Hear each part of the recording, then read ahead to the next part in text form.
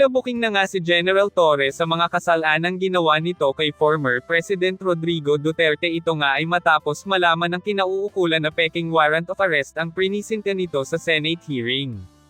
Ayon pa sa balita, naawa na din umano ang ICC sa kalagayan ngayon ni Rodrigo Duterte dahil sa napakarami nitong karamdaman at nais na daw ng mga ito na ibalik si Digong sa Pilipinas. Narito panoorin ang video pahayag ni Senator Amy Marcos at Cheese Escudero. September 2022, ang ating Pangulo ay nagsabi, ICC will only take action when the country is no longer functioning and has no judiciary. So, 26 January 2023, ang ICC nag-umpisa na naman ang investigasyon sa drug war. And then the appeals chamber rejected the suspension nung Marso. And then July 5 ng 2023, ipinagtatanggol ni VP Sara yung confidential fund ng DepEd at ng OVP. Yung ICC Chamber delivered its judgment 18 July 2023. Pero inulit na naman ni Presidente Bongbong 24 November ng 2023 na simple lang ang isyung yan, hindi naman siguro tama na ang tagalabas ang mag-iimbestiga dito sa atin. So yun ang nangyari, ano? Tapos gusto natin maintindihan yung konteksto ng mga pangyayari. At nung 15 December 2023, andyan na yung sulat kay VP Sara na the jurisdiction of the ICC over the Republic of the Philippines after the effectivity of our withdrawal is very much in question. And I am certain that you and all of my cabinet will echo my views. Sabi rin niya, for the 100th time, I do not recognize the jurisdiction of the ICC in the Philippines. Noong 28 January 2024, kauna-unahang maisog rally at binanatan ni former President ang ating Pangulo Bongbong. Noong 29 January, kick-off rally ng Bagong Pilipinas, pero kasabay din ang candlelight prayer rally ni Presidente Duterte. 30 January 2024, eto na yung unang hearing ko sa PI, People's Initiative, February 2 sa Davao, 13 dito na naman February sa Senado. And 20 February, si Pangulo ay nagsabi, I don't approve or deny it, but you know, the ICC haven't done anything illegal. Ito yung tinutukoy ni Secretary Boying na pagbabago. Once they do, we will do something about it, but we are an open country. 19-2024 June, VP resigns as DepEd Secretary. 20 July, maisog, rally liwasan. 16 August, first Quadcom in Bacolor, Pampanga. 22 September 2024, VP Sara says, hindi naman kasi kami talaga nag-uusap. Hindi kami magkaibigan unang-una. Ayun na. And then 12 October 2024, sabi ni PBBM, I don't know anymore. I'm a little dismayed to hear she doesn't think we are friends. 11 November 2024, nag-attend si former President Duterte ng 11th Quadcom hearing.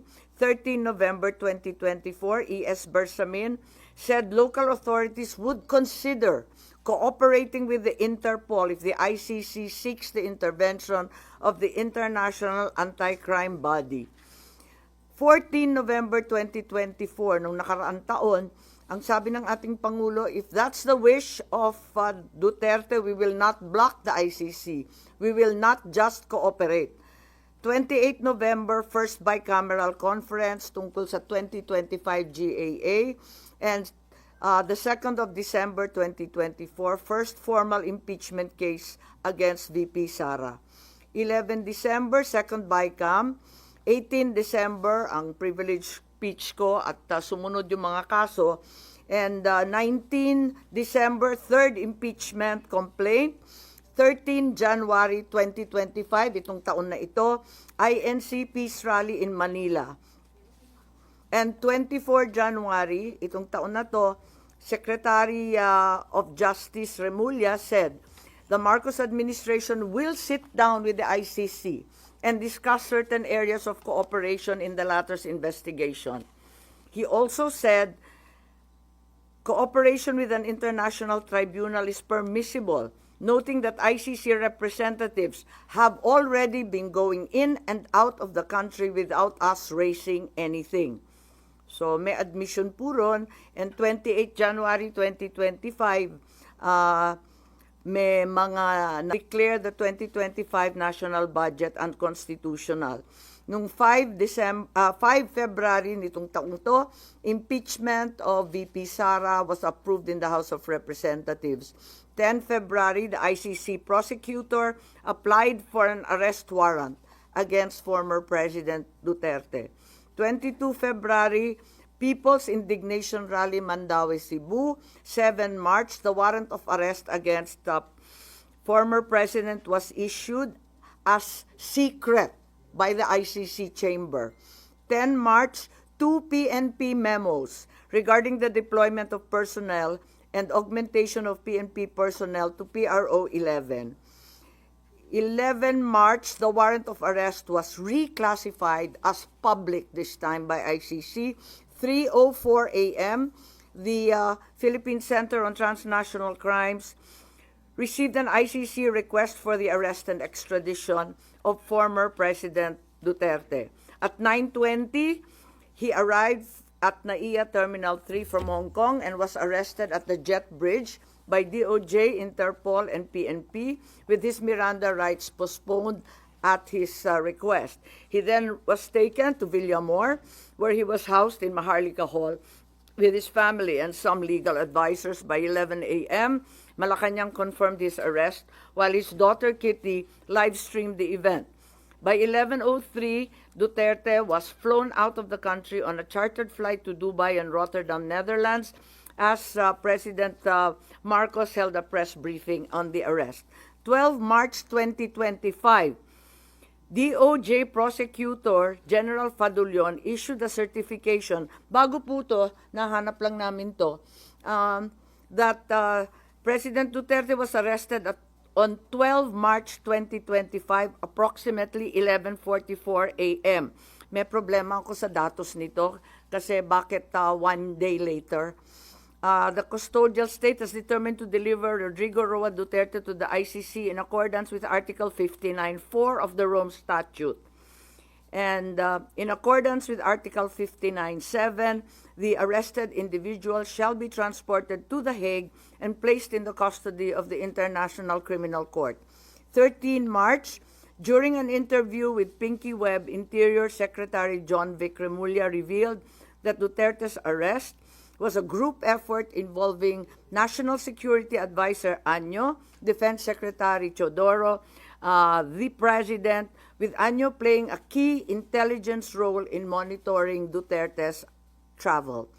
On 20 March, we had the hearing here in the Senate. The highlights of the hearing were the denial of Anyo of any involvement in the arrest, and John Vic, SILG Remulla denied planning and said that the group effort pertained only to chismis. PCTC said the Interpol issued a diffusion, not a red notice, and Justice Secretary Remulla claimed that ICC has jurisdiction over individuals and crimes, despite the withdrawal of the Philippines from the Rome Statute, because international humanitarian law is already customary law. Of course, we are all aware that this is not applicable, being solely limited to war crimes. In the meantime, PNP General claimed that in expediting President Duterte's turnover to the ICC, was trying to comply with the time period set forth in Article 125 of the Revised Penal Code, which applies only to warrantless arrest. A 24 Oras report revealed that Philippine authorities had planned Duterte's arrest since January under Oplan Tugis by the PNP-CIDG, and that Duterte sought asylum in China, but this was later denied by all parties. On the same day, DILG Secretary Remulla denied involvement in the arrest, stating he was unaware of any core group behind it and only learned of the Interpol red notice on the day of Duterte's detention. So, as far as the investigation goes, this is the timeline, and we're happy to share it with you.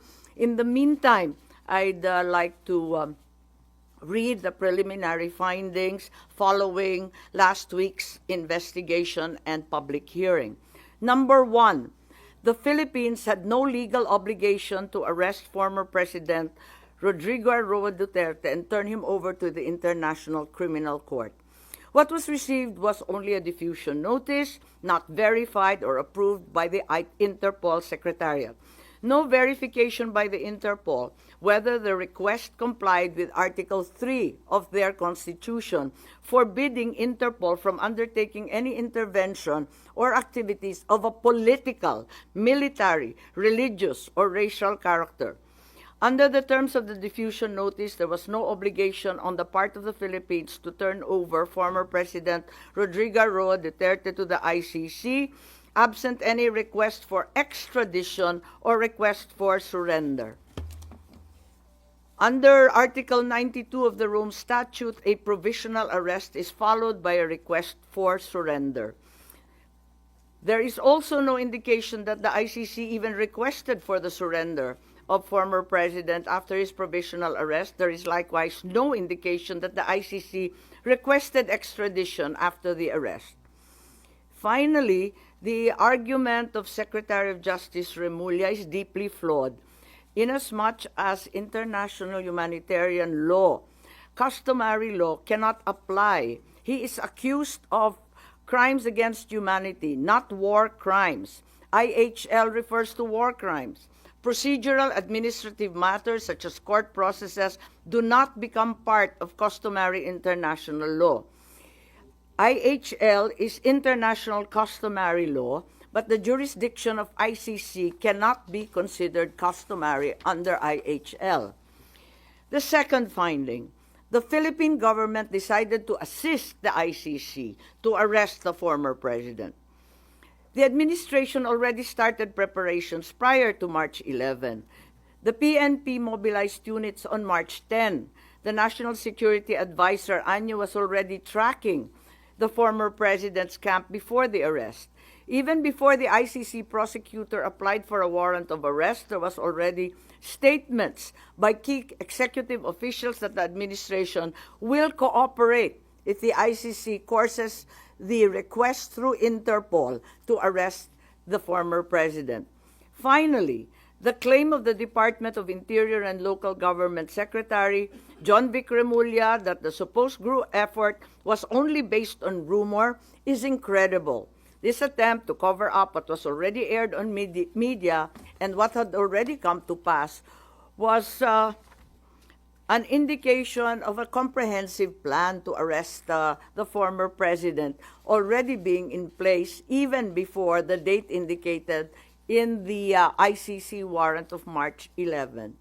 Finally, my third preliminary finding was that there were glaring violations of the rights of the former president. The constitutional safeguards guaranteeing liberty and due process of law were not observed. No warrant was issued by a Philippine court. The arrest did not fall within the exceptions of a warrantless arrest. Meanwhile, General Torre invoked 125 article of the revised penal code only applying to warrantless arrest. The constitutional safeguards for the right to liberty of abode were also disregarded. No court order was issued mandating that the former president be taken out of the Philippines against his will. Former President Duterte was deprived of the right to be visited or to have conferences with immediate family members under Section 2F of Republic Act 7438. General Torre admitted he did not allow Vice President Sara Z. Duterte to visit former president in Villamor Air Base, contrary to RA 7438. Former President Duterte was further denied the right to be brought to judicial authorities under Article 59 of the Rome Statute. The former president was also denied the right to apply for interim release under Article 59 of the Rome Statute or the right to apply for bail under prevailing jurisprudence on extradition. However, during the public hearing of March 20, here at the Senate, the Secretary of Justice insisted on the inapplicability of the Rome Statute. But a DOJ certification signed by Prosecutor General Richard Fadullon stated very clearly that the DOJ made the following determinations. As competent authority of the custodial state, the arrest issued complies with Article 59 of the Rome Statute. To recall, DOJ spokesperson Clavano released a statement last March 13 saying, ang naging role namin ay competent judicial authority. Kami na ang nag-attest na lahat ng proper processes ay ginawa. Similar to Prosecutor General Fadullon, the DOJ spokesperson showed that the article cited in the Rome Statute had been complied with. Therefore, it's apparent that the DOJ first tried to convince the public that the requirements under Article 59 of the Rome Statute were complied with, and then later on, when such stance became untenable, decided to ditch Article 59 and the Rome Statute altogether and pursued another theory, extrajudicial rendition, and invoked RA 9851, particularly Article 17.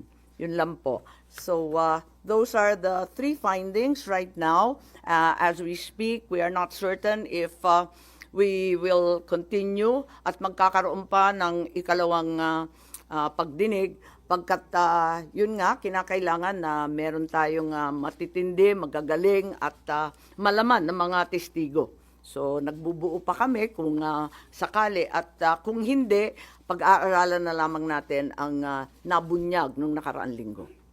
Yes? Ma'am, in-raise niyo po dun sa timeline ninyo yung events ng pagkaka-arrest ni former President Duterte. And lumalabas po kasi dun sa timeline ninyo, nag-iba yung tono ng administrasyon as the relationship between the two political families soured. Is that an accurate conclusion? You'll have to derive that conclusion. I'm just offering you the timeline. Pero ipinagtapat naman ni Secretary Boying Remulla na talagang nagbago. Tinatanong ko kung kailan nagbago at bakit nagbago at ano yung pagbabago. Sabi niya lahat naman tayo habang tumatanda, natututo at nagbabago ang isipan. Yun lang ang pinaliwanag niya. Pero maliwanag na nagkaroon ng pagbabago. Kaya nga, may nagsasabi na yung Interpol bawal sa kanila mag-issue ng red notice pagkat may duda sila na political. Kaya ang pinalabas lamang nila ay yung diffusion para hindi sila sumabit kasi pinagbabawal ng sariling konstitusyon ng Interpol kapag political. So ma'am, hindi masabi na may direct causality between the souring of relations and the change in the tone?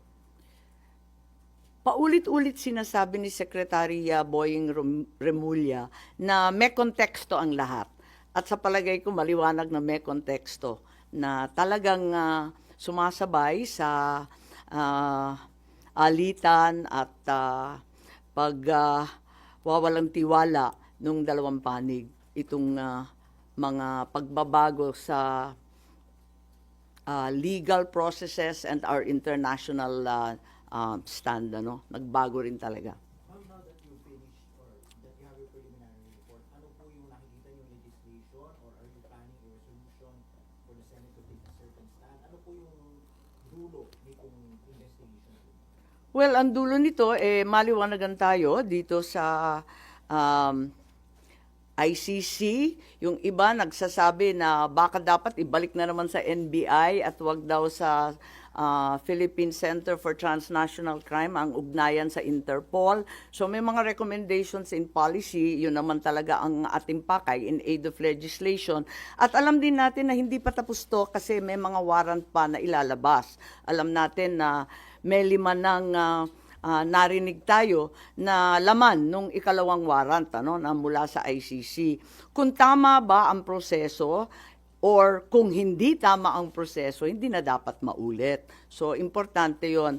At syempre, yung mga OFW natin na nasa ibang bansa, nanganganib talaga at natatakot kung dito mismo sa sariling bansa, natatangay ang isang dating Pangulo na may edad na at may sakit. Paano pa raw sila? Kaya nais nilang malaman kung ganun na pinaglalaban natin yung mga na peperwisyo, na ko-convict pa sa ibang bansa, pinaglalaban natin na makauwi, paano ba ang sitwasyon ni Presidente? Ngayon, isa pa, medyo marami pong galit at nananawagan sa akin at tinetext ako, sinong mananagot dito sa nangyari? Kasi hindi naman po pwede na nakalusot ng basta. Ma'am, ito bang initial findings ninyo naging basis para kumalas na kayo sa alyansa o dahil sa nakalipas na dalawang political rally ng alyansa ay hindi na kayo na-mention ng Pangulo Bongbong Marcos Jr.? Kasi sinabi ko naman na, na talagang sa patuloy nilang pagbabanggit ng executive privilege, sub judice, ng national security, talagang parang mistulang nagtatago ang ating gobyerno ng mahalagang katotohanan. At hindi ko talaga matanggap, kaya't kinakailangan malaman natin at hayaan na lamang ako na malaya na magsiyasat para malaman ng taong bayan ano nga talaga ang mga pangyayari, kung may nalabag na batas at kung ano ang pagbabago or bagong legislasyon na kinakailangan. At tulad ng sinabi ko naman, mula pa nung umpisa ng halalan, mananatili akong independent. Dahil higit sa anumang politikal na pakinabang, dapat manaig ang soberanya ng bansa at ang tunay na katarungan para sa bawat Pilipino. So ma'am, wala kayong pag-uusap pa rin ni Pangulong Bongbong Marcos Jr.? Oo, wala. Matagal na yon. Oo. So sa tingin niyo, minasama ng Pangulo yung pagkandak niyo pa ng hearing tungkol sa nangyaring pag-aayos? Parang ganun ang lumalabas na hindi ko naman maintindihan. Pagkat para sa akin, masyadong naging emosyonal, galit, at taranta ang taong bayan. At nakita naman natin, naglabasan sa kalsada, nag-iiyakan, nagpoprotesta. Kaya imbis na lumala pa itong sitwasyon na to, minarapat ko na alamin kung ano talaga ang nangyayari para kumalma tayong lahat at maanalisa kung ano talaga ang nangyari. Kaya lang, eto nga, hindi ko naman intensyon na anti-administration yung hearing. As a matter of fact, kung maaalala ninyo, halos lahat ng testigo galing gobyerno. Hindi ko naman alam yung mga sagot nila. Kaya nga ako nagtatanong kasi hindi ko alam yung sagot. Malay ko ba kung anong sasagutin nila? Nung hindi sila magkasundo at hindi tumutugma yung mga sagot nila, hindi maganda yung itsura ng pamahalaan, nagalit yata sa akin na nabunyag yon sa aking hearing. Sino nagalit? Po. So tingin ma'am na parang nasira ang relasyon niyo ng Presidente because of Hindi, matagal na kami hindi masyado nag-uusap, maraming humaharang, matagal na, oo. mas lumalim pa? Nakikita ko lang pag public events, oo. At saka mabilis lang yon, maraming tao, ganun. Ma'am, nasabi niyo kaya ka nagkandak ng hearing kasi nga lumalalim na yung divisiveness sa Yes. bansa. Pero dun sa naging result ng inyong hearing, sa tingin niyo mas lumalim pa instead na ma-address? Lumalim ang emosyon in the sense na nakita nila na maraming pagkakamali, at least yung tatlo na binanggit ko, na paulit-ulit na rin lumalabas sa social media. Kung tutuusin, very contrapuntal na siya, very anticlimactic na siya. Kasi paulit-ulit na yung lumalabas pati sa mainstream. Lumalalim ang ating kaalaman at mas lalo tayong nagagalit kasi labis-labis na ang dagok sa ating soberanya. At nababalitaan natin, labas-masok ang Amerika. Kahit hindi EDCA sites, ang katutak pa daw na Typhoon missiles ang pinapasok. Labas-masok din ang China sa ating karagatan at sa West Philippine Sea. Ngayon, dinadampot na lamang ang mamayang Pilipino at dinadala sa The Hague. May natitira pa ba sa bansang Pilipinas? Nakakaawa naman tayo kung ganyan.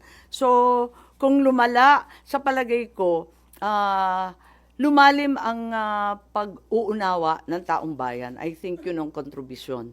Kasi, maski pro Duterte, pro Marcos, hindi na naging partisan, parang lahat medyo nagkaliwanag ng kaunti kahit papano. Ma'am, sino yung sinasabi niyo parang nagalit yata sa inyo nung hearing? Is it President Marcos? Yes. And you confirm this by, or you just feel it because you're his sister? Hindi kasi nung umpisa, sabi nila, hindi na daw makikilahok yung gobyerno. Pagkatapos noon, ang dami-dami ng testigo. Sabi ko, okay na. Ang dami-dami, nagpapadagdag pa nga sila ng pangalan, nagpadagdag pa nga sila ng upuan, kinapos pa nga tayo ng pagkain. Nandain nila 3 kwarto tayo, di ba?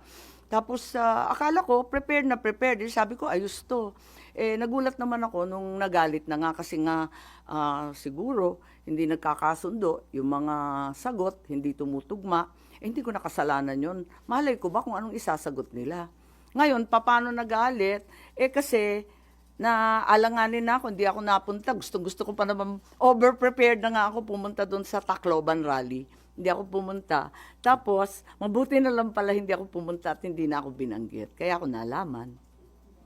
Ma'am, sa Cavite and Laguna ka lang man hindi binanggit. Sa Tacloban, ma'am, nabanggit pa. Nabanggit pa. Ganon. Mali. O di, So, ma'am, a-attend po pala sa Tacloban? nabanggit pa po. Ay, ganun. Hindi ko na maalala. Sa totoo lang, hindi ko masyadong tinututukan yung kampanya. Nandito ako sa investigasyon.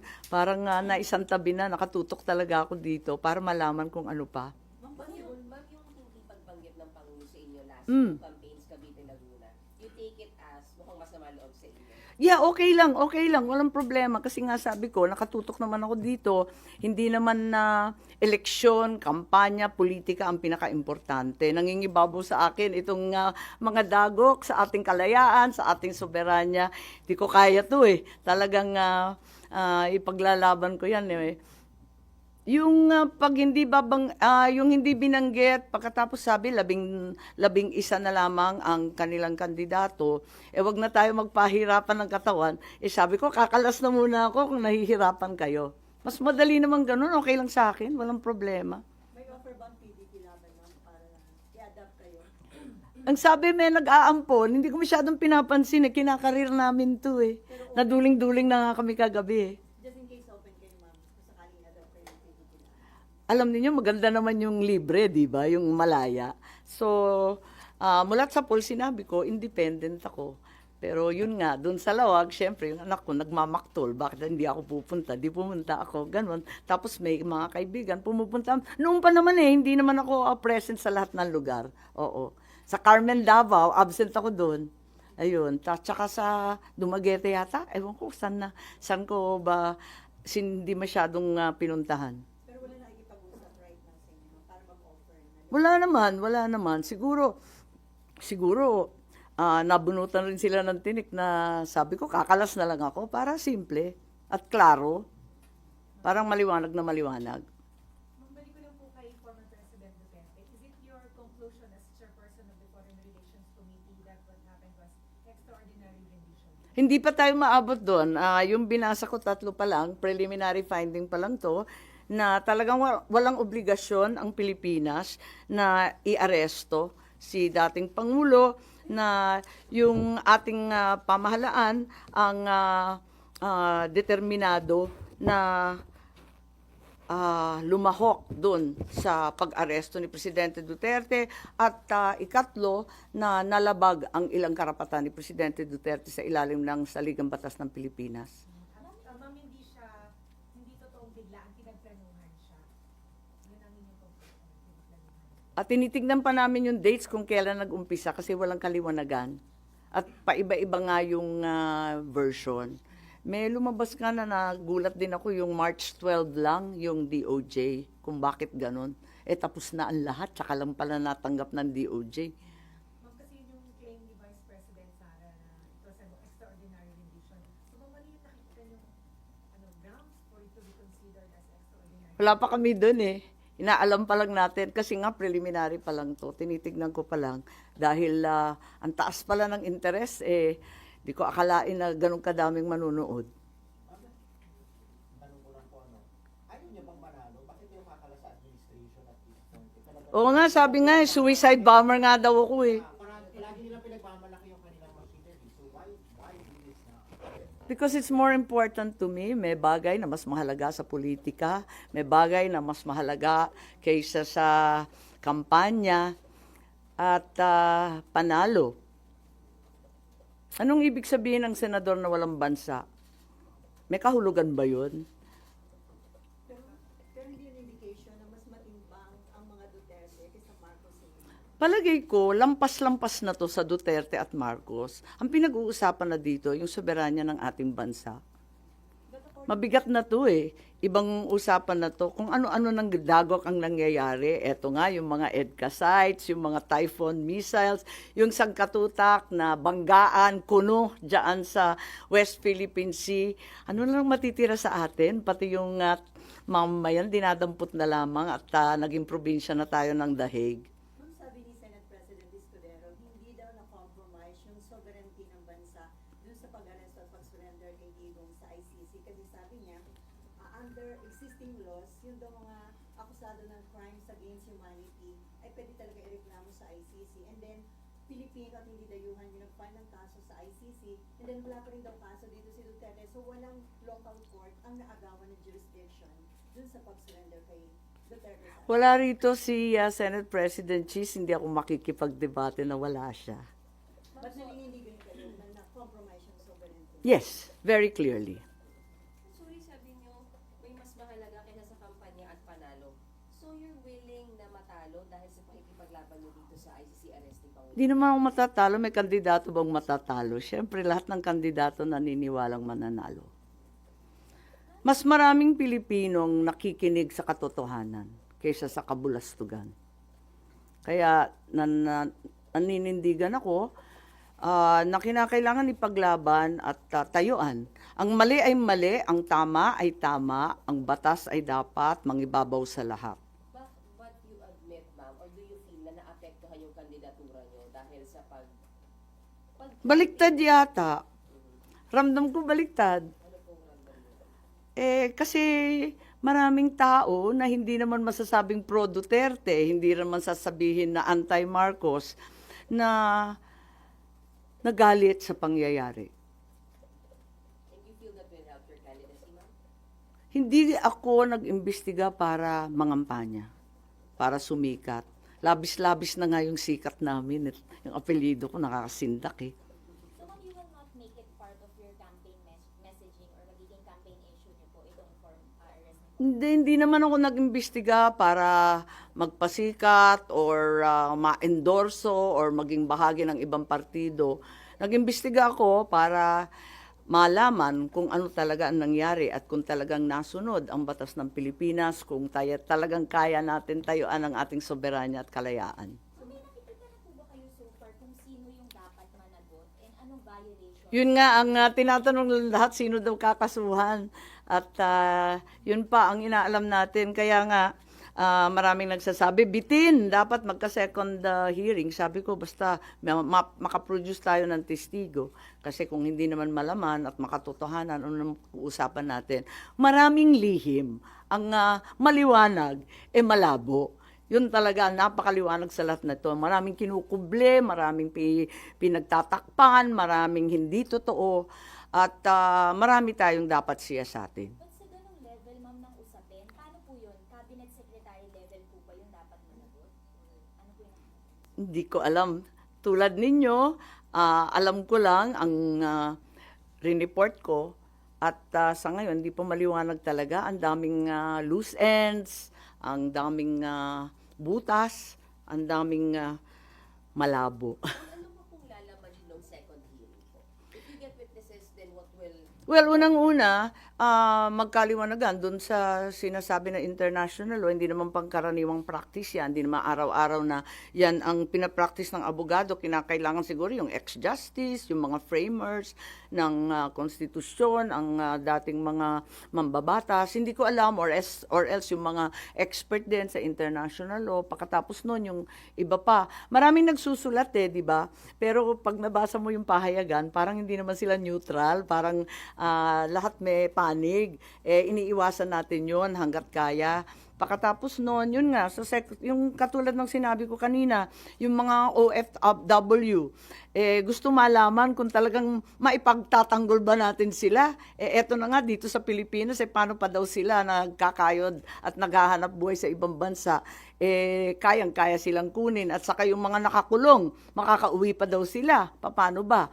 Tapos, yun nga, sino mananagot? Maraming tanong pa rin talaga. Ma'am, nung na-elect si Bongbong as president, sabi niyo, ito yung chance to redeem yung pangalan ng mga Marcos. Considering dito sa issue sa pagka-aresto kay dating Pangulo, mariredeem pa ba? Or sa tingin niyo nalagay sa Well, nanghihinayang ako, hindi lamang para sa pamilya namin, kundi para sa ating kasaysayan, no? Kasi nagumpisa sa amin nung EDSA, pagkatapos noon, 'di ba, nakulong din si Presidente Erap, si Presidente GMA, nahinto lang kay Presidente Duterte. Eto na naman, naaresto na naman. Umpisa na naman ba natin itong siklo ng paghihiganti, ng balikan, kapag wala ka na sa kapangyarihan, babanatan. Parang ako'y naaawa sa Pilipinas. Kung ganito na lang tayo, paano pa tayo uunlad? But you're still hoping na matapos ni Bongbong Marcos yung kanyang term ng maayos. Siyempre, oo. Pero ang dami ng problema talaga. Pero yung banatan na sinasabi niyo, di ba nagsimula yung banat galing sa dating presidente kasi started yung nasa timeline din yun na sinimulan niyang banatan si Pangulong Bongbong Marcos. Tignan natin ang maigi kasi naaalala ko, andito ba yung kodigo? Meron rin kasi nag-umpisa yung kay VP Sara. Kasi nag-umpisa yung kay VP Sara noong July 2023. Hindi ako abogado ni VP ha, pero tinitignan ko lang yung date, nandyan sa timeline. Can we please go to 5 July 2023? Ayun. Parang nag-umpisa, doon nag-umpisa sa July, nung humarap sa Kongreso. At yung confidential fund na dinidikdik, uminit ng September, October, ayun. At parang tulad ng sino mang ama, nagalit na siguro si Presidente Duterte. At nung 28 January 2024, ayun na. Nagwawala na siya sa Davao. Matignan ninyo yung mga date na, kaya nga ako naglagay ng timeline, sabi nga nila, dapat yung timeline, yung mga legal lang. Pero hindi natin maiiwasan na may kinalaman to sa mga pangyayari dito sa Pilipinas. Ma'am, honestly, Yung ating timeline ang magsasabi kung sino talaga ang nauna. Tulungan na lang ninyo ako na dagdagan pa to, i-fill in the blanks at buuhin. Yes. do you fear na yung nangyari kay dating Pangulong Duterte, posibleng mangyari din sa pamilya nyo na ma-ICC din kayo once you're not in power anymore? Kasi nangyari sa dating presidente. Yun na nga ang sinasabi ko na nakakahiya itong nangyari. Apakalungkot natin bilang Pilipino para tayong failed state. Hindi naman siguro, andyan pa rin ang ating mga husgado, magagaling ang ating huwes at abogado. Bakit naman tayo nauwi sa ganito? At tulad ng sinabi mo, kung nangyari minsan, pwedeng maulit. So you fear, you worry na baka mangyari din sa inyo, ma'am. Pag hindi na Pangulo yung kapatid niyo. I think it's speculative. Fear is hard to express at this point. Ma'am, si JPE may warning doon sa mga OFWs na kung daw makikinig doon sa panawagang zero remittance kasi pwede daw yung Congress i-cancel or suspend yung mga tax exemption o tax incentives na binibigay sa kanila. Nakita ko nga maintang ulo nila kay Johnny. At ako, nararamdaman ko ang paghihimutok ng ating mga OFW. Ramdam na ramdam ko. Kaya nga, mahalaga itong pagsisiyasat para una, malaman natin kung karapat-dapat ba ang nangyari kay Presidente Duterte at kung sakali maiuwi pa ba natin yan. Ikalawa, kung ano ang magagawa natin para sa mga OFW natin na napipinsala o di kaya na paghahatulan doon sa ibang bansa. Pero yung paghihiganti na babanatan mo rin ng tax, ng yung mga travel tax na sinasabi at yung iba pang benepisyo, wag naman, wala namang ganunan, pambihira naman. Sila na nga nagbubuhay ng ekonomiya natin, sila pa ang uupakan natin. Hindi naman yata tama yun. But you're hoping na sana wag nilang gawin yun kasi ang maapektuhan, hindi lang yung family nila, kundi economy natin. Well, naintindihan ko sila to what extent na talagang gagawin nila, hindi ko alam. Pero malaking tulong sila sa ating ekonomiya. Sila talaga nagpapalutang na napakaraming pamilya rito, lalong-lalo na sa Ilocos. Kaya alam na alam ko yan. So against kayo doon sa possibility na isuspend yung mga incentives nila? Wag naman. Walang ganyanan. Oo. Baka may inta ulo. Ma'am, sabi po ninyo meron pa pong next hearing malamang. Hindi ko pa sure kasi nga nagbubunga kami ng testigo. Kung sakali, agad-agad sasabihan ko kayo. Opo. Pero ma'am, kung magkaroon, do you expect na magko-cooperate or may magpugot pa kayo from the executive side particularly? Hindi ko nga alam kasi marami nga nagsasabi, nagalit, bakit nagkaganon. Abay, hindi ko naman sinasadya, hindi naman anti-administration. Inimbita ko nga, puro gobyerno. Halos wala ng testigo yung kabila. Kung hindi pa nag-video call si VP Sara, wala na yung kabila, sa totoo lang. Kaya't yun nga, sana lumahok pa rin sila, sana bigyan pa tayo ng linaw at maisaayos natin ang mga datos at yung mga pangyayari. May binanggit kayo ma'am na 5 forthcoming warrant. Oo, ang balita, di ba, yung haka-haka, yung mga kapulisan to, si Senator Bato, Albayalde, di ba? Yung, Leonardo Danao, sino isa? Kalimutan ko. Albayalde? Hindi, 5 eh. Oo, Leonardo Mata Danao. O, tama, 5. And then Bato, oo. Ang alam ko, 5. 5 nandun sa warrant. Pero chismis lang yun, hindi pa lumalabas. Kaya hindi ako mag-group effort base sa chismis. So you're hoping din na wag silang manong kagaya ng nangyari kay former President? Isa pa yon, yun nga ang isang dahilan na si Senator Bato nagpaabot na gusto rin niyang lumahok sa hearing at kung sakali may second hearing. Sabi ko, hindi pa sure. At abala ang lahat kung ito ang nangyari sa dating Pangulo, anong mangyayari sa mga kapulisan at sa pangkaraniwan tao kung madali sila ng iba't iba pang warrant. Kasi alam natin na hindi naman ito nag-iisa kundi tuloy-tuloy. Ma'am, do you agree with opinions, for example, ni Senator Bongo na medyo late na yung hearing kasi nandun na nga si former President dun sa Netherlands, too late to hear no po? Well, sinagot ko na rin yan. Naintindihan ko naman si Senator Bongo. Malapit na malapit siya sa ating Pangulo at matindi ang kanyang dinadamdam. Ano? Pero para sa akin, sa hinaba ng panahon na nawala yung tatay ko sa ating bayan, nakikita ko na kailangan wag susuko. Dapat ipaglaban pa rin kahit ilang taon yan. Hindi namin nauwi yung tatay kong buhay. Sana ito naman matagumpay tayo, maiuwi si Presidente Duterte. Isa po sa mga nakikita nyo pwedeng maging result ng hearing or goal niya is para maipauwi si former President? Well, para sa akin, at narinig ko si Presidente Duterte, tulad ng ama ko pareho nilang sinasabi, haharap ako sa anumang kaso at paglilitis sa Pilipinas. Pero kapag sa ibang bansa, hindi ko kakayanin yon. Kasi syempre, yung tatay ko, di ba, dinala rin sa US. Ayun. Sabi niya, ayoko. Dapat sa Pilipinas, iuwi ninyo ako, haharapin ko yan. Ganun din ang sinasabi ni Presidente Duterte. Kaya daw niyang sagutin lahat yan, basta dito sa Pilipinas, sa husgadong Pilipino. Sasagutin daw niya at papayag siya malitis. Pero ano po yung nakikita niyong way na magagawa po nung Senate Committee on Foreign Relations or ng Senado para mangyari yun kung mapauwi siya?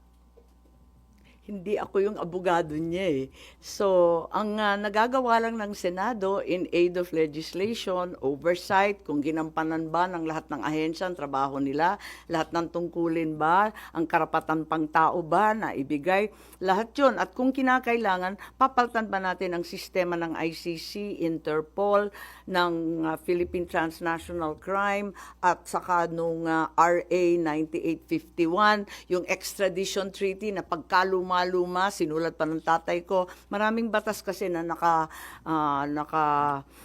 palibot diyan eh.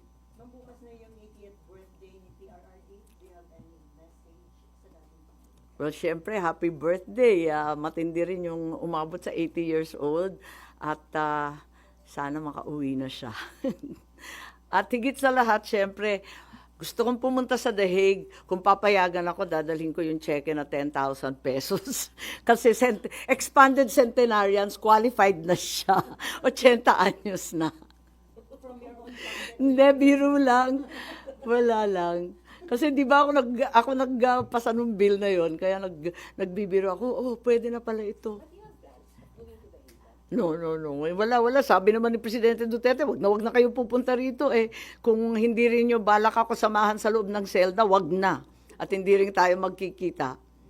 Meron po bang sense of urgency dun sa findings ng Committee on Foreign Relations given na meron nga pong baka sumunod pa na warrant para kung ano man po yung nangyari dun sa situation ni former President Duterte, hindi mangyari sa kanya? Tama. May urgency talaga kasi alam nga natin may second, may third warrant pa raw.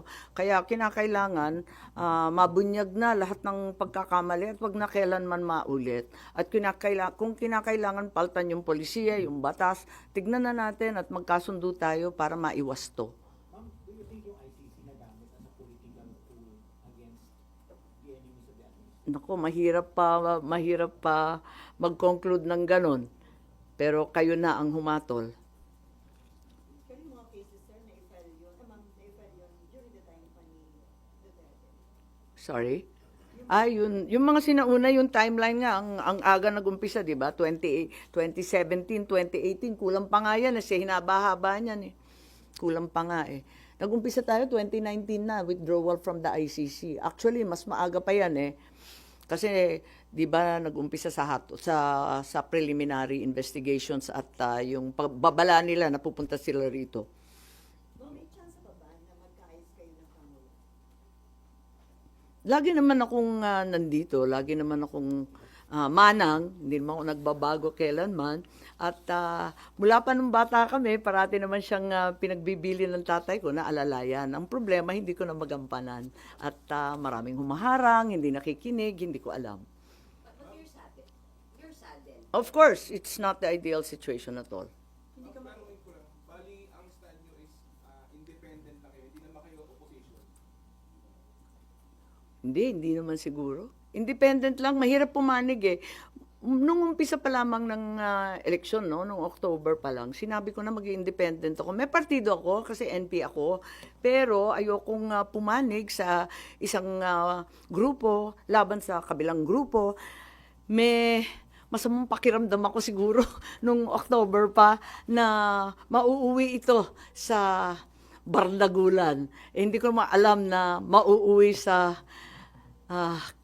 ano bang tawag dyan, sa pagtangay ng isang dating Pangulo sa ibang bansa. Mas malala ang nangyari kesa sa inaakala ko. So, ano nakikita yung direction ng bansa under the leadership of your brother? Kinakabahan ako kasi ang tao hirap, ang tataas ng presyo, hindi natin natututukan at imbes na yung problema ng mamayan ang pinag-aabalahan, nauuwi tayo sa sobrang daming politika yata. Ba't ba tayo nagkaganito? Kasi dinami-dami ng issues, ng gasolina, dami-daming problema. Bakit tayo napunta sa toxic politics ulit? Ma'am, kinakabahan kayo na napupunta sa ibang direksyon, maling direksyon. Hindi panatag ang kalooban ng taong bayan. Maliwanag yun. Maraming hindi... Kalalabas lang ng World Happiness Index, di ba? Andun sa World Happiness Index, di ba? Na dapat happy yung tao, kayang kumain, lahat ng basic services na ibibigay, walang korupsyon, at naniniwala sila sa mga kapwa nila, naninindigan sila para sa kanilang gobyerno. Marami doon kulang sa atin. Ma'am, thank you. Ma'am, pahingi kami ng ganito. Oo nga eh. Okay lang kasi palagay ko sila rin nahihirapan. Pag hindi ako sisipot, tapos na-announce na nila na 11 lang, tapos hindi na binabanggit yung pangalan ko, para wag nang nag-aalanganin. Mas klaro, di ba? Alam mo naman ako, in your face. Hindi ko nga alam kung paano ako naging politiko, masyado akong prangka. Okay kayo kung may palit sa inyo si Kiko Pangilinan sa Alyansa? May mga ganong info na baka. Oo nga, nakita ko nga, pero ang alam ko, yung alam din ninyo, yung nabasa ninyo, yun din lang ang nabasa ko, yung Kiko Bam, pinagpalit sa amin ni Camille. Yun ang nabasa ko, hindi ko alam kung totoo o hindi, pero maraming haka-haka. Baka yun naman, oh. Kung meron na kayong napag-usapan ni Hong Camille na baka Wala. Actually, I saw her dad yesterday. Wala namang binanggit. Tinatanong ko, may direktiba ba ang NP? Sabi nila, wala. Yung NP kasi, chill kasi na kwan yun eh, na partido. Hindi masyadong nakikialam. So, hindi pa kami nag-uusap ni Camille. Pero ang sabi sa dyaryo, sumipot daw si Camille doon sa meeting nung 24 ba yun? Oo, di ba? Sabi doon sa interview na pumunta daw si Camille. Wala kayong communication with the Villar family. Kasi tinatanong ko kung may direktiba, hindi, sabi niya, yung paniniwala mo, yung paninindigan mo, ganun naman kasi sa NP. Kasi iba-iba rin yung mga lokal, marami kaming lokal marami kaming congressman, mayor, governor. Iba-iba naman yung kanilang stand, kaya hindi masyadong pinapakialaman. Hindi ICC naman ang manguhuli sa kanya, lokal na kapulisan ang manguhuli sa kanya. Pero, sir, you would dissuade or discourage him from doing that, yung plano niyang magtago at hindi magpapagod? Desisyon niya yan at kung sakasakali, hindi ito ang unang pagkakataong mangyayari yan. Nandito na rin kayo, kung maalala nyo, nung naganap yan sa isang incumbent din na senador sa katauhan ni Senator Ping Lacson, kung saan humigit kumulang 14 na buwan siya nagtago hanggat hindi pa lumalabas yung resulta ng kanyang kaso sa Korte Suprema para ika nga ma-exhaust niya yung kanyang legal remedy sa Korte. At sa dulo nga, kinatigan siya ng Korte Suprema, in-strike down, kung maalala niyo yung warrant of arrest, at nung in-strike down yon, doon lamang siya muling lumabas at nagpakita. Ano yan, sir? Hindi nyo siya i-discourage? Kung ako ang tatanungin mo, ako mismo hindi ko gagawin yon. Subalit desisyon niya yon. Ika nga. Nabasa ko yung mga interview ni Senate President Enrile noong mga panahong yon. Kaugnay niyan. Ayon sa kanya, yan ay desisyon ng kada individual, lalo na kung sa palagay niya o sa pakiramdam niya ay hindi pa niya nakakamit ang hustisya at hindi pa niya nauubos lahat ng legal remedies na available sa kanya dito mismo sa Pilipinas. Lalo na't kung sa'y nabiyahe na, ika nga, sa ibang bansa, mababaliwala lahat yun. Sinabi po ni Sen. Bato din na he's considering na mas mahabang stay sa Senate. And ang sabi po niya, hindi niya naman daw po siguro siya papalayasin. Sir, Ayokong mag-speculate kung gaano kahaba yon, pero tanging pwede kong pagbatayan ay yung mga nagdaang karanasan ng Senado kaugnay sa mga miyembro nito na may mga kasong kinaharap. Ang pinakamatagal na sa kasaysayan ng Senado ay kulang-kulang 1 buwan nung dito na malagi si Senator Trillanes.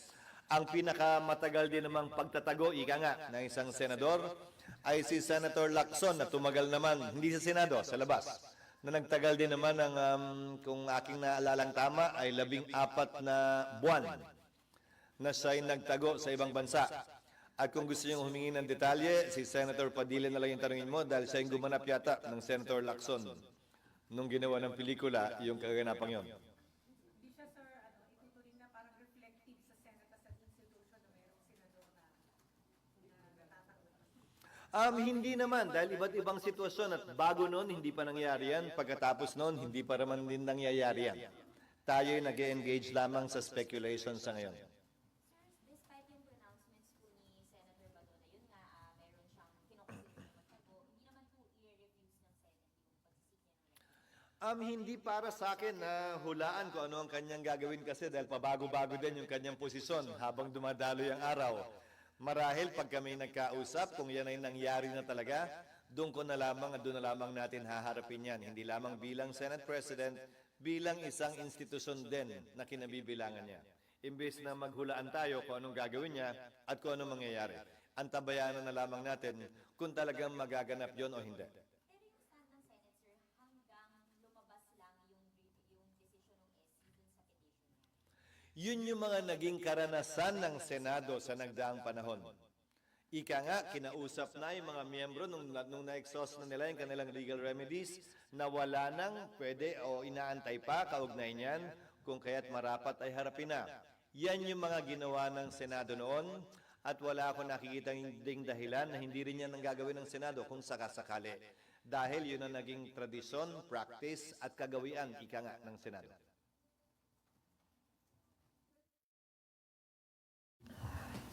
Although it's speculative again, what if the decision of SC rules against Senator Bato?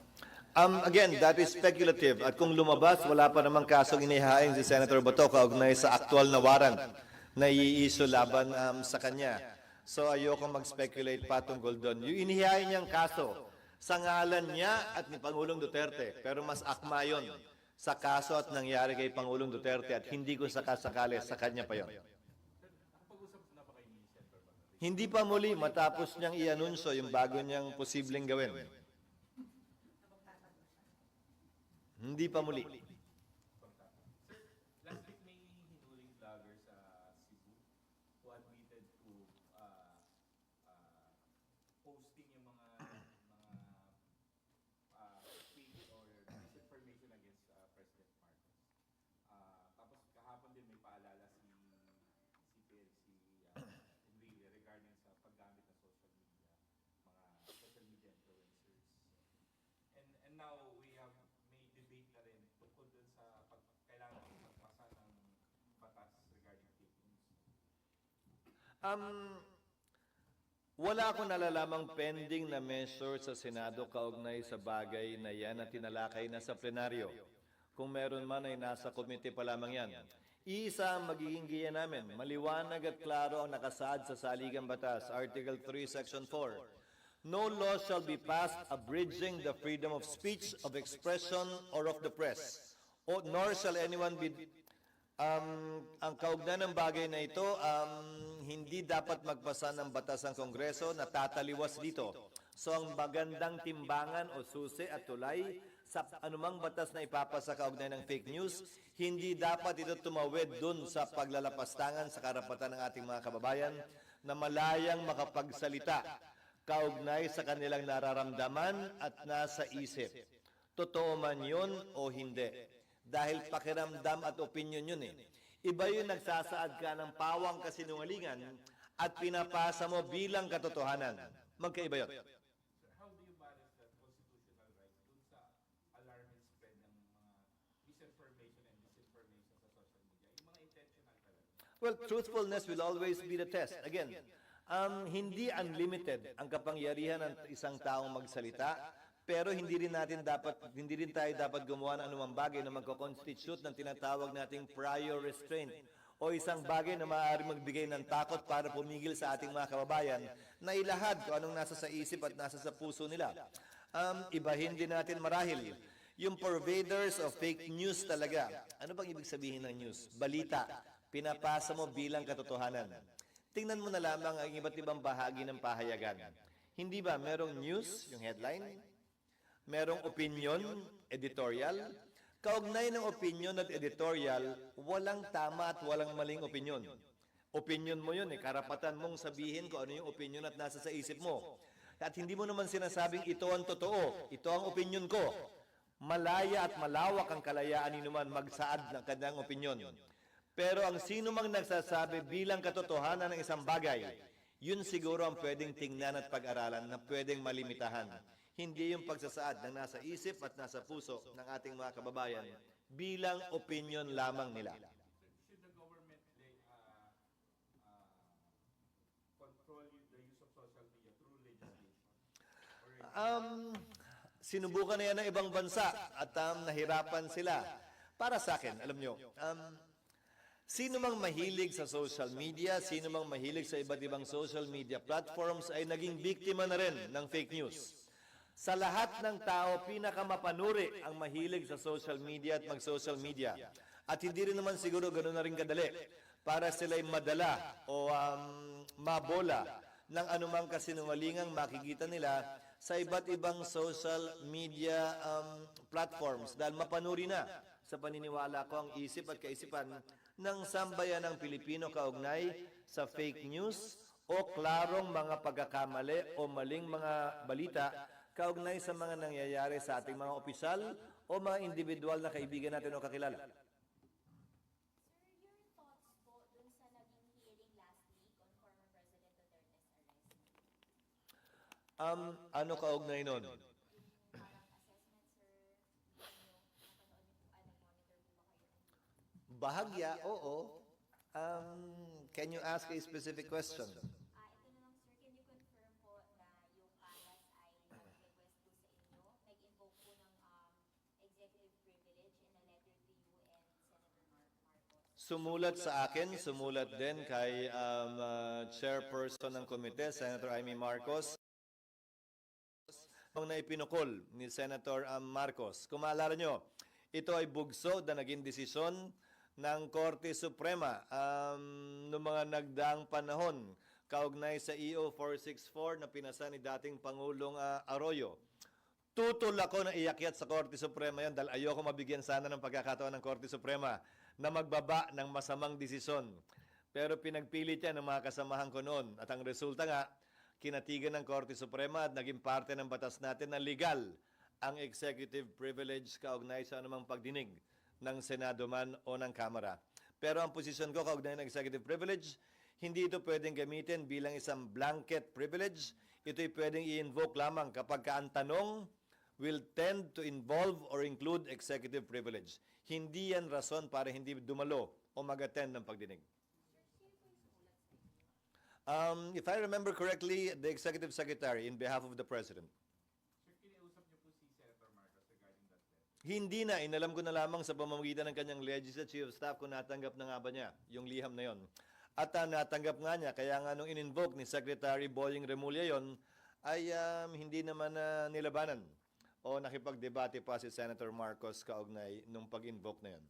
Sir, patanong lang po ito. Patanong lang pala, hindi. Ito phone-in question from kay Mean po Los Baños. May umuugong daw po na pinakiusapan daw ni SP Cheese, si Senator Amy, na wag na ituloy yung hearing ng Thursday about ICC. Hindi totoo yun. Confirm lang daw po kung totoo. Hindi totoo yun. Ayoko na sana magkomentaryo sa chismis, pero sige na. Dahil absent si Mean. Hindi at hindi kami nagkausap. Kaugnay niyan. Sa katunayan, winelcome nga ng palasyo yung pagdinig, hindi ba? Bilang pagkakataon para maipaliwanag nila yung kanilang posisyon at mailabas ang ilang mga paglilinaw. Kabilang na ang mga sumusunod. Halimbawa, na walang kasong isinampa laban kay Pangulong Duterte dito sa Pilipinas. Na yung warrant of arrest ay pinakita at hindi totoong walang kopya ng warrant. Bagaman hindi yan required ng rules of court, ginawa pa rin dahil sa kahilingan ng nasasakdal o ng inaresto. Pero sir, agree kayo doon, sir, na cover talaga na executive privilege yung supposedly information. Alin doon? Kasi Which one? so yung conversation between the president and cabinet members regarding the arrest of the former president. Nagkaroon nga ba ng conversation? Medyo naguluhan ako doon sa napakinggan ko. Ewan ko kung naliwanagan kayo doon. Dahil yung mga interview na sumunod noon, nagkaroon ng pag-uusap, pero yung sa hearing, ang sabi, walang pag-uusap. Ang pag-uusap lang daw ay kaugnay doon sa joke. Chismis daw. Doon sa chismis. So, anong aagrihan ko doon? Kung nag-usap lang sila tungkol sa chismis, anong kailangan o dapat sabihin doon? Pero doon pero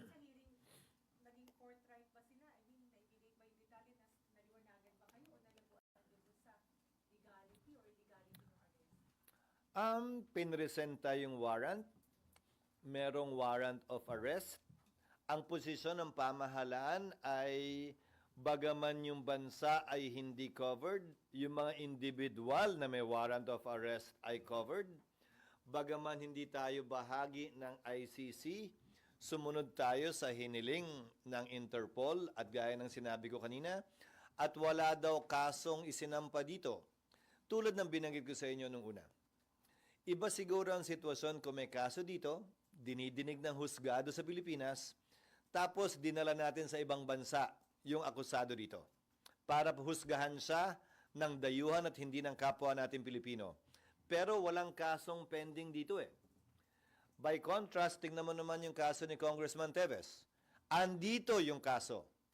Hinihikayat natin ang Timor-Leste na dalhin dito yung akusado para harapin niya yung kaso dito sa Pilipinas sa harap ng mga Pilipinong hukom. Yun ang pagkakaiba marahil ng dalawang yon. Sa kaso ni Congressman Teves, may pending case dito. Sa kaso ni dating Pangulong Duterte, walang naglakas loob maghain ng kaso dito at walang pending na kaso dito sa Pilipinas para sabihing may pagkakataong mahusgahan siya ng kapwa niya Pilipino. SP, yung sa hearing ng din po kasi ay sabi ng Philippine Center on Transnational Crime, yung pag-aresto daw po kay former President Duterte, batay daw po sa red diffusion at hindi sa isang red notice. Sa pagkakaalam ko, ang diffusion order at red notice ay pareho. Ang pinagkaiba lamang ng dalawa ay confidential ang diffusion at hindi confidential ang red notice kung saan pinapublish ang isang red notice sa lahat ng miyembro ng Interpol. Hindi para sa akin na sagutin nyo na nag-issue ay Interpol.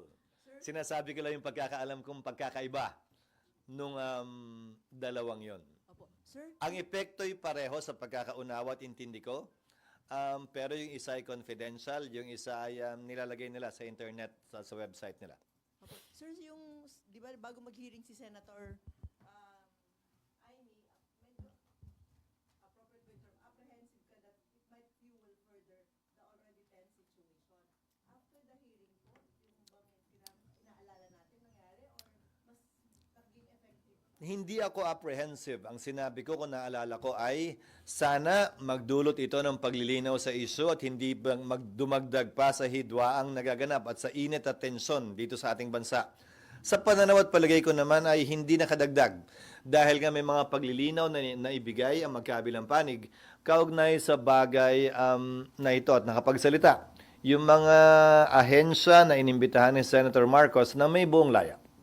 So, mas nalinawan, sir, yung situation? Or Para sa akin, oo, dahil maraming mga katanungang nasagot. Tinigil na nga lang yung hearing, di ba? At sa ngayon, wala pa naman yatang pangalawang hearing na ini-schedule.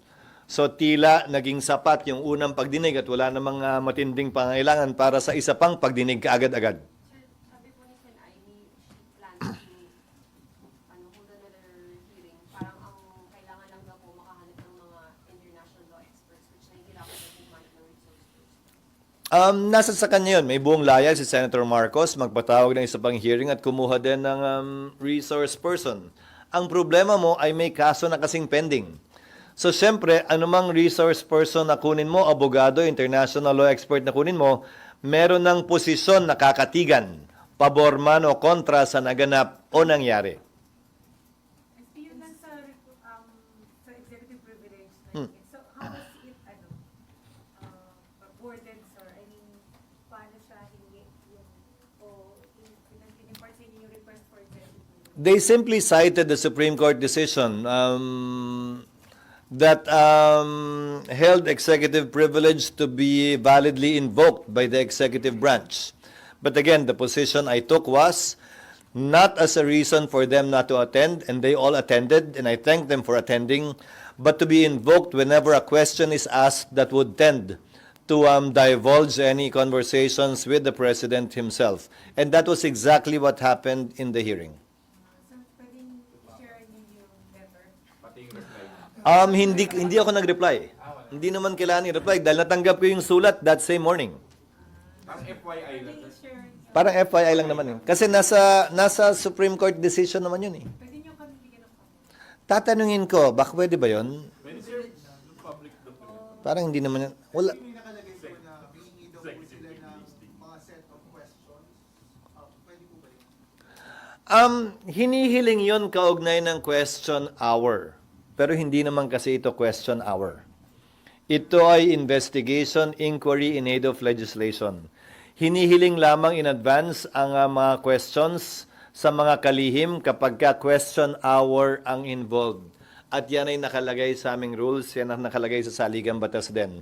Pero hindi question hour yung nangyari sa pagdinig na isinagawa ni Senator Amy. Kaya hindi kinakailangan magsumite ng mga questions beforehand. So may silang yung letter, sir. So may silang yung letter. If I remember, 1 page lang.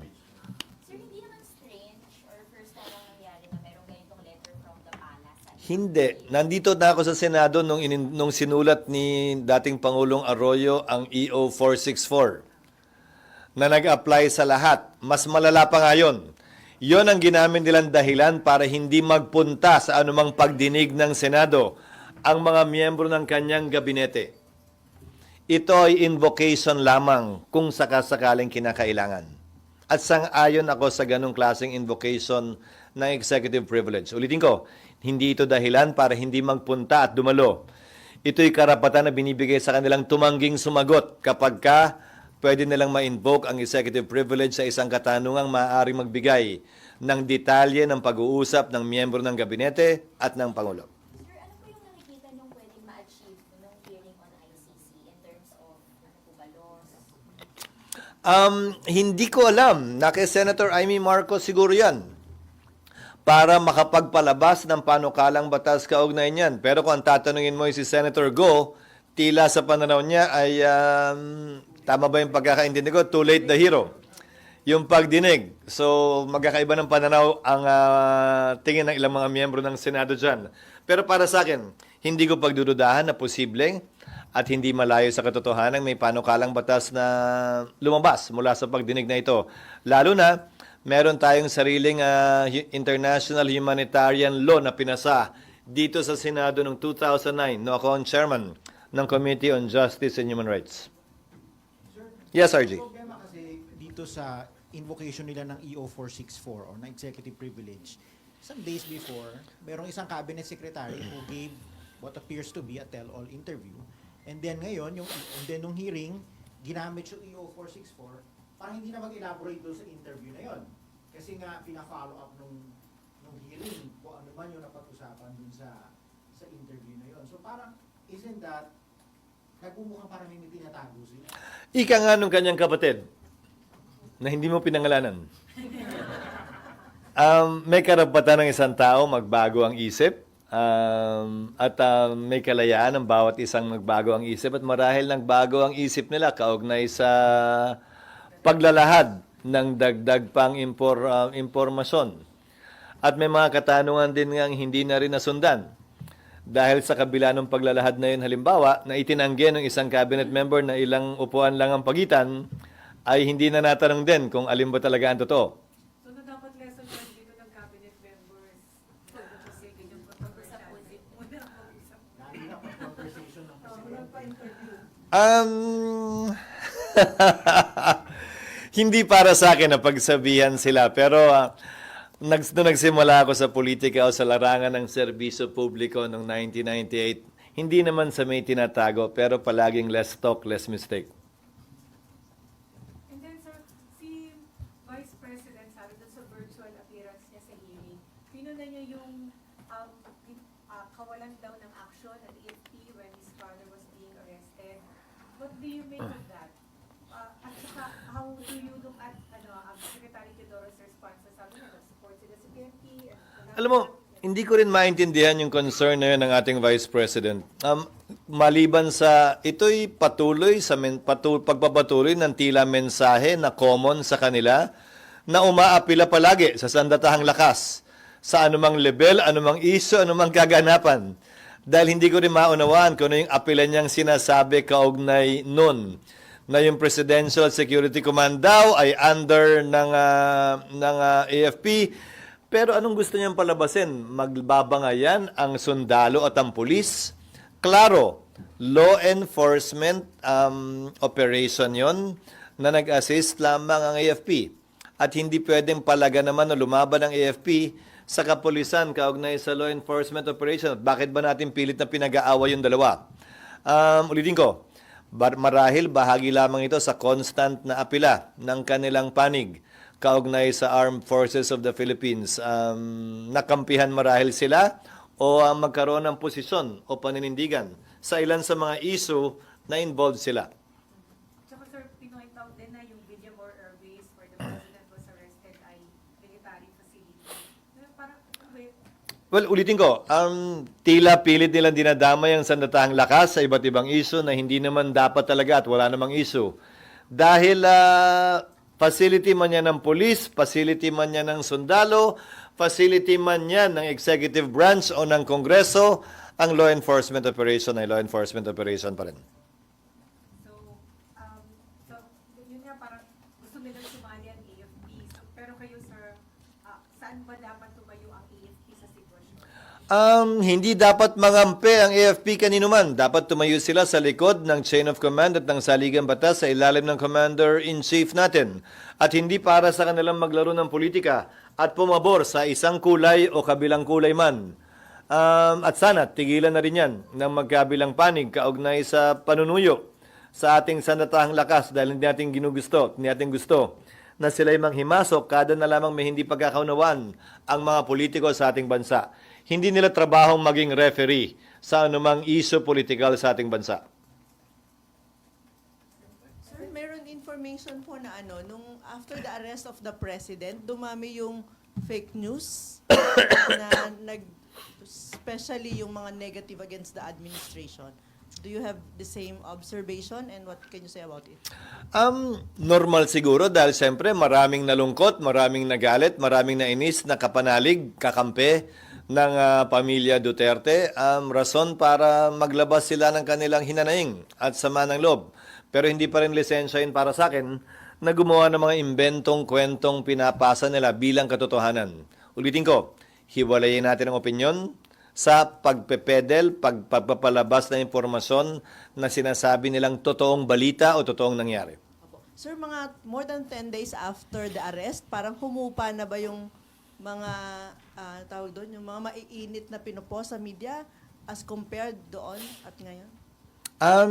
Wala kasi sa timeline ko yung mga yun eh. Ang timeline ko, showbiz, hindi politika kaya hindi ko nararamdaman kung humuhupa nga ba o hindi. Palibasa kayo, ang timeline kasi ninyo ay puro yung mga kaganapan sa politika. So, hindi ko nararamdaman kung lumalala ba o humuhupa nga ba. Ikaw naman, ang trabaho ko na nga politika, pati ba naman pag nasa bahay ako at gumagawa ng ibang mga relaxing na bagay, ayan pa rin. Dapat di na, di ba? Pero sir, as a leader, di ba dapat parang ina-assess natin whether, di ba, pati mga yung economy, but it might be affected because of yung ingay sa ganitong mga... Alam mo, sa tingin ko, ang ating ekonomiya ay soundproof na kaugnay sa ingay politika. Kung matitingnan nyo ilan sa mga basic economic indicators, hindi naman tila ito naapektuhan ng ingay ng politika. Mapa-impeachment man o itong kay dating Pangulong Duterte. Halimbawa, bumaba ang inflation natin ng mula 2.9 to 2.1% month on month. Di ba? Bumaba na rin ang presyo ng bigas, bagaman hindi pa sa level na gusto natin. Ang unemployment natin ay pinakamababa sa mga nagdaang taon at ang employment rate natin ay isa sa pinakamataas din kumpara sa nagdaang 4-5 taon. Ang collection rate ng BIR nasa 16.7%, pinakamataas sa nagdaang mahigit 2 dekada. At malapit na tayo mabigyan ng A, yung inaasam-asam natin, at tayo nasa A- at BBB+ rating na ng ilan sa mga rating agencies. Sana ito'y magpatuloy at patunayan talaga na ating ekonomiya na soundproof na ang ating ekonomiya, hindi apektado ng ingay politika. Sir, sir, kailangan ba bang gumawa ng batas para maging yun ang pagkakalat ng fake news? Meron kasi bill, sir, si Senator Jinggoy, ina-add yung fake news doon sa hanin ng mga crimes sa cybercrime prevention. Alam po ninyo, ang libel ay isang krimen na pinaparusahan ang pagsisinungaling. That's why in libel, proof of the truth is a defense. Di ba? Inakusahan kita ng libel, pinatunayan mo totoo yung sinabi mo, absuelto ka sa kaso. Libel is one of such cases kung saan pinaparusahan ang pagsisinungaling laban sa kapwa mo. Kaya lang kinonsiderang paninirang puri yun, ika nga, kaya libel ang tawag. So marahil sa advent ng social media, maaring idagdag yon, pero ang mungkahi ko lang dapat specific talaga, specified, at klaro yung ating pinaparusahan. Dahil ulitin ko, maliwanag ang sinasaad ng ating saligang batas, no law shall be passed abridging the freedom of speech, of expression, or of the press. Again, you may not agree with what I am saying, but I will always defend to the death your right to say it. Basta't opinion yung sinasabi mo, at hindi mo binebenta, nilalako bilang katotohanan tungkol sa isang bagay, tao, o kaganapan. Sir, meron po bang batas that can compel yung mga social media platforms to divulge? Halimbawa, ito, this is identified na as a troll account na puro fake news talaga yung nilalabas niya. Na sabihin mo kung sino yung nagbabankroll, sino yung may-ari ng account. Sa ngayon, wala. Pero siguro at the first instance, dapat yung nag-ooperate, nagpapatakbo ng platform, ang gumawa niyan. Dahil hindi ba, ilan sa mga platforms na alam natin, tinatanggal na, wini-weed out na yung tinatawag nating bots o yung mga artificially generated account at wala naman talagang activity na parang isang tao. Bagaman sa AI ngayon, kaya nang gawin ng bot yung ginagawa ng ordinaryong tao. Nagko-comment na rin siya, may mga nila-like na rin siya.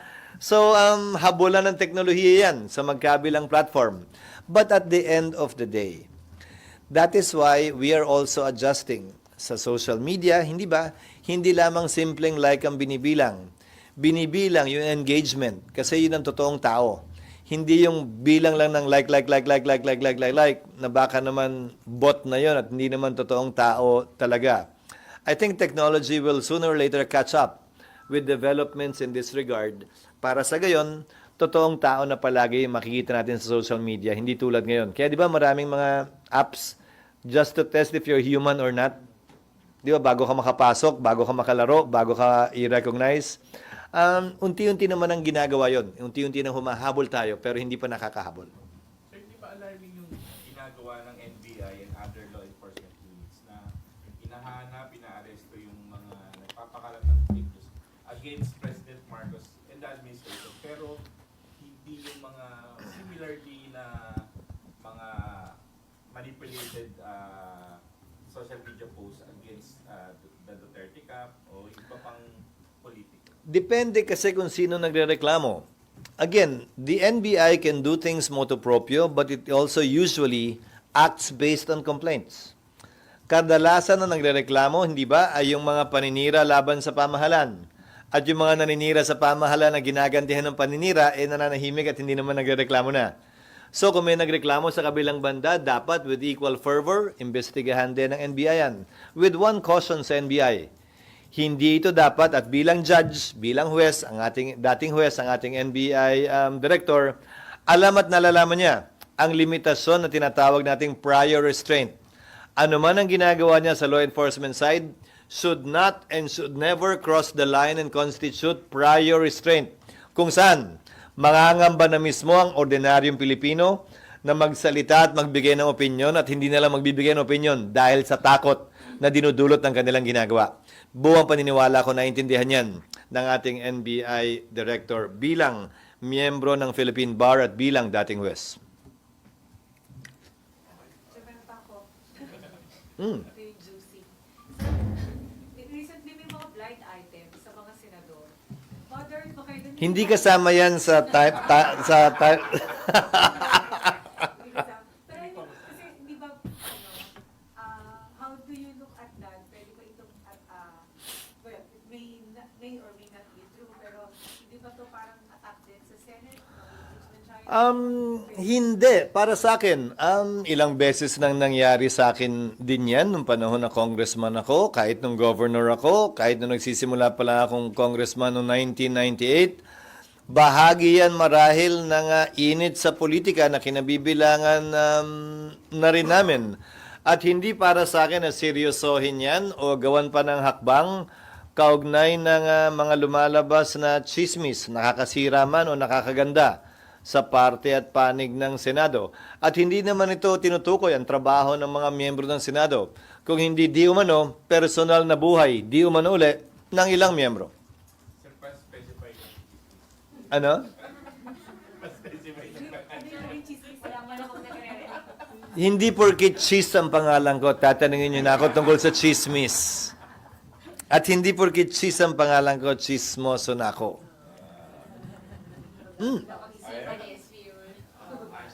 Hindi, ang tagal ko nang sagot sa ganyan yan. Okay? Yes. Pero, paano dapat i-handle, sir, ng senators pag may ganyan? Kasi pag lahat kayo sasagot, Individual at personal to. At hindi dapat sagutin bilang isang institusyon para sa akin. Hindi naman ito inaapektuhan o tinutukoy yung trabaho namin bilang mga miyembro ng Senado at bilang isang institusyon. Lilipas din yan.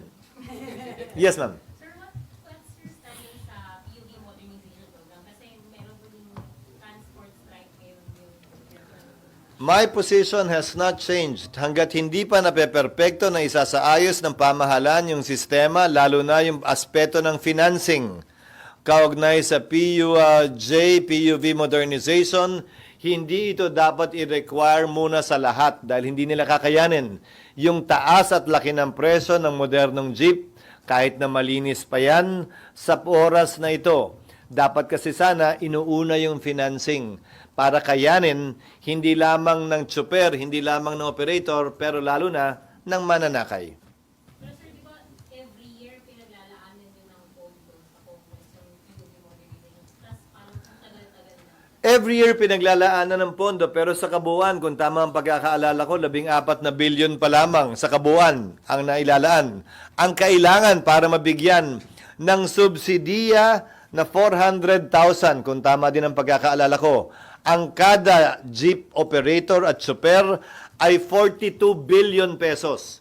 So malayo pa tayo dun sa perang kailangan para talaga matustusan yung subsidy na kinakailangan para sa kasalukuyang mga namamasadang jeep. sa lifetime po natin matutupad pa yung PUV modernization. Basta ayusin yung financing side. Nandyan ang Land Bank, nandyan ang DBP, ang daming pera. Bakit hindi gamitin para ipahiram sa kanila at concessional rates? Bakit hindi pag-aangin yung proseso ng pag-ipapahiram? Para sa gayon ay talagang matuloy na ito at magawa na ito sa lalong madaling panahon. Hindi naman po pwede na ang halaga ng isang modernong jeep ay nasa kulang-kulang 3 milyon, tapos ang subsidiya mo ay nasa 200 to 400,000 lamang.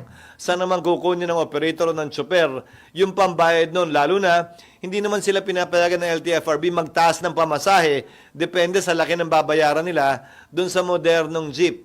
Kahit nga yung transport routes, hindi pa tapos na LTFRB na aprubahan sa buong Pilipinas. So, paano natin mako-compute yung tamang pamasahe na dapat singilin na makakabawi yung mga inobligyan natin bumili na moderno, malinis, pero mahal na mga jeep? Yes, madam. May apila po yung Malacanang umuwi na si Vito Sara dito kasi meron pa siyang trabaho bilang Vice President. Pero sabi po niya wala siyang intention na umuwi agad kasi tutulong siya mag-repatriate ng mag-distress Filipinos. Pero sabi po na hindi niya yung gawain, yun ay trabaho ng DFA at DMW. Tama po ba yung kahilingan ng palasyo na umuwi na siya para sa kung sino man niya yung iba niyang trabaho? Kahilingan ng palasyo yan o ni Yusek Claire? Yes. Hindi, tinatanong lang kita.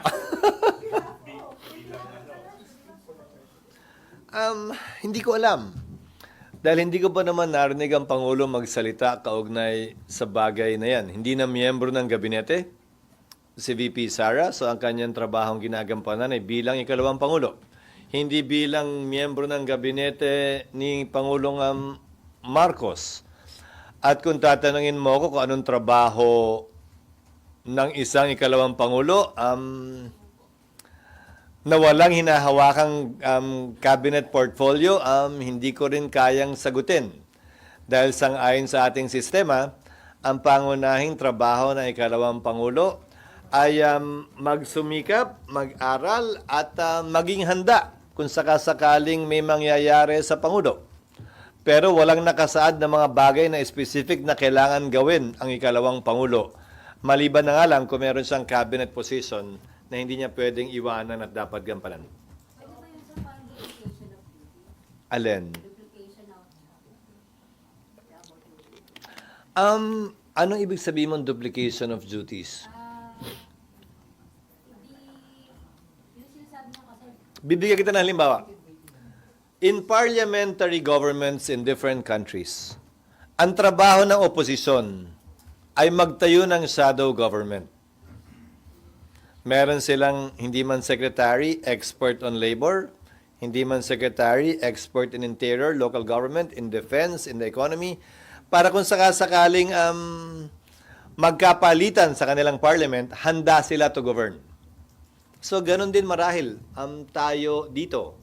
Ang pangunahing trabaho para sa akin ay kalawang Pangulo ay maging handa kung sakasakaling sa panawagan ng panahon ay kinakailangan niyang pumalit o humalinhin sa Pangulo kung anumang kadahilanan. Yun para sa akin ang pangunahing trabaho niya. Para sa akin, kung ano man ang makakadagdag tulong sa sino mang kababayan natin, hindi kawalan yun. sir, hindi ba yung alibay niya lang, gusto rin yung Netherlands? Malapit sa kanyang tatay. Hindi ko naman din siya masisisi dahil kung ako din naman ay may mahal sa buhay na nakapit sa ibang bansa, syempre gusto ko rin nandun ako hanggat may kapalit ako. Sa ngayon, wala pa yatang visa yung kanyang mga kamag-anak o kapatid para samahan naman yung kanyang tatay doon. At syempre, ang limitasyon nun, kung hanggang kailan lamang tatagal yung visa na binigay sa kanya ng Schengen o ng Netherlands government para manatili siya doon. Sir, do you share the observation of Wenny na nung hinuli yung chief of staff ni VP, medyo emotional siya? But when her father was arrested, parang nakalma. Mas gusto mo bang emotional siya palagi o mas gusto mong kalmado siya? Ne, mas gusto ko naman siguro na kalmado siya kesa emotional siya at nanggigilaiti sa galit. Dahil hindi nakakadagdag o nakakatulong yon na mabawasan ang ingay at bangayan sa ating bansa. Malayong mas gusto ko yung kanyang reaksyon. Nitong mga nagdaang linggo kaugnay ng pagkakahuli at pagkakapit ng kanyang ama. Maybe she learned the lesson nung naging emotional siya doon sa dati. Marahil, nasa sa'yo na yun. Wala rin sa timeline ko yun. So yung soldier, Alin? Nandun ka pa rin talaga? sir, yung recusal ng Wala pa. Pagpunta ko doon, sunod, iyaing na lang kita. sama ka. So yung recusal ng Solicitor General, at what do you make of now? Tapos na yung issue yun, di ba? Nag-recuse yung buong tanggapan ng Office of the Solicitor General, pumalit na sa kanya ang Department of Justice, di ba? At nagsabi na rin ng Pangulo na nananatiling na kay Solgen Maynard Guevara ang kanyang kumpiyansa na manatili sa pwesto. So I guess that's an open and shut case insofar as that issue is concerned. Pero yung dinala niya yung buong Solgen, hindi yung sarili niya lang, yung buong Solgen yung nag-refuse. Kasi naman, paano magkakaroon ng hiwalay na opinion ng Solgen sa sino mang mas mababa sa kanya sa Office of the Solicitor General? Nagpahayag na siya ng kanyang posisyon at paninindigan kaugnay sa isyong yan. Magiging kapanipaniwala ba yun kung yung kanyang deputy ay magkakaroon ng iba ng pananaw? Samantalang nung binahagi niya yung posisyon na yun, dala niya yung buong Office of the Solicitor General. Pero sir, okay lang ba yun na basta-basta siya, hindi, magsasabi siya na hindi niya i-represent? Wala bang rules and Tiyak ko, nagkausap naman siguro sila, kaya nga nananatili pa rin ang kumpiyansa ng Pangulo sa kanya. Dahil kung hindi, at kung walang abiso yun, marahil iba ang kinalabasan. Would that not weaken the case of the government? I don't think so. Because ang pagkakaroon niya ng ibang pananaw na ayaw niyang baliktarin, na nauna niya nang sinabi, ay hindi naman makakaapekto sa anumang magiging posisyon ng pamahalaan, lalo na dun sa legal theory ng DOJ na bindings on individuals ang ICC, bagaman di na tayo miyembro nun, at bagaman hindi yan binding sa bansa, binding yan sa mga individual dito sa bansa. SB, your reaction lang po doon sa binalaan po ni Vice President Sara Duterte ng ama niya na maaari siyang matulan kay Benigno Aquino kung ipipilit niyang bumalik sa Pilipinas. SB, ano masabi? I don't want to comment on any speculation dahil yung pagbabalik pa lang malaking question na yun dahil sinabi rin niya sa parang interview, hindi ba? na hindi na makakabalik. Tapos biglang babalaan niya na kung bumalik. Ayoko magkomentaryo sa nagbabaliktarang mga opinyon kaugnay sa bagay na yan. Hintayin ko na lamang kung talagang magaganap yan. In short, how can she say that she warned her dad that if he comes back, this might happen when she herself is saying that he will not be able to come back anymore?